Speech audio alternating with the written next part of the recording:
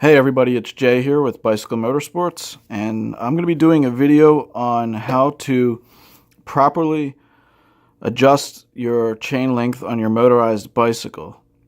And the reason I'm doing this video is because I've seen a lot of other videos and people I know running into this problem where their chain is either too long or too short by one link at the very most. Or at the very least, I should say. It's most commonly one link, too long or too short. So one way to fix this and save you a lot of time and a lot of trouble is to get yourself a 415 half link. You can see it right here. This right here will save you a lot of time and trouble, and I highly recommend getting one. I'll leave a link in the description box below. And you can get them for a couple bucks, or you can get like a 5-pack, I think, for right around $10. They're not very expensive, but they're definitely a necessity when it comes to setting up these bikes. And before I begin, one common flaw I've seen in a lot of YouTube video instructions and tutorials for these builds is they'll tell you to meet the two ends of the chain somewhere in midair, right about here, and pull them together, and or down here by the chainstay, put them together. And that's all wrong. You don't want to do that. You don't want to let the position of the chain tensioner dictate the length of the chain. You want to let the length of the chain dictate the position of the chain tensioner. Otherwise, you're going to run into all kinds of problems, and it's just going to be a really frustrating process. So before you even put your chain tensioner on, you want to take one end of your new chain and using a chain brake, you want to install or attach your 415 half link to one end, and then feed it through the motor, and then take your the end of the 415 half link, put it on the sprocket. Now, the place you want to meet the two ends of the chain, like I said, is not here or here. It's at the sprocket. That's the key to this, is you want to bring it here and then pull your wheel back as tight as it will go, so you don't have a whole lot of play. It's got a lot of tension in it. And then bring the other end of your chain, which will have a lot more links than this on it, and pull it as tight as you can until it locks into the teeth, and you'll see that in this case the two ends meet up perfectly.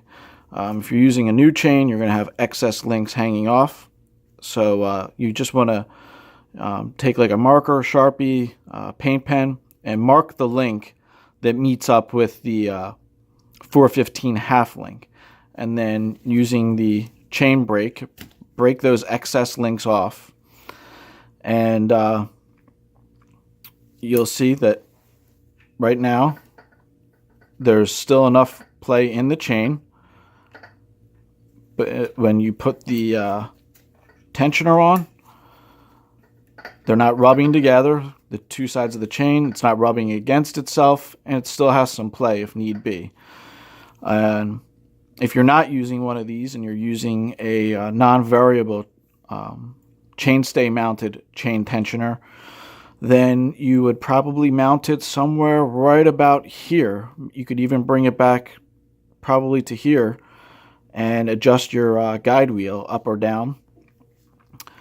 And next, you want to, the way you hold the 415 half link in place to the other end of the chain, I'll show you just for the sake of time and ease on the video. It would be too hard to go back and forth, because you actually have to go to the other side of the bike and push the pin through a specific way on the half link. And there is a small pin right here, and if you look closely, one side is flat. The pin on this end is actually shaped like a D, and it corresponds with the D-shaped hole that's on this side of the link. This side is perfectly round, this side is shaped like a D. You want to make sure that the side that's shaped like a D is facing you. So when you push the pin through, you want to make sure that the flat side of the pin goes through. And then you want to take your cotter pin right here and make sure, this is absolutely essential and important, to make sure that the round or looped end is facing the motor. It should not be facing that direction.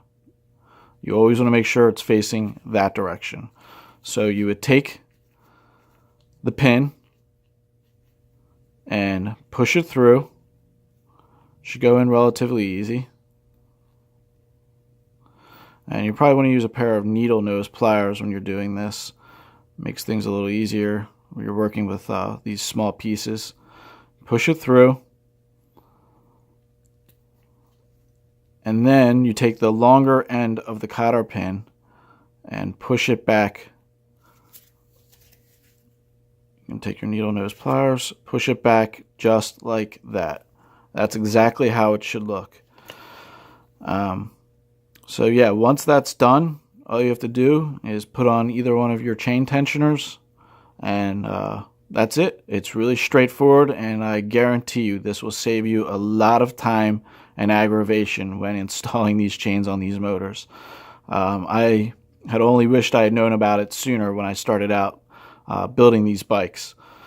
Anyway, if you found the video helpful or informative, please like and subscribe. All right, thanks.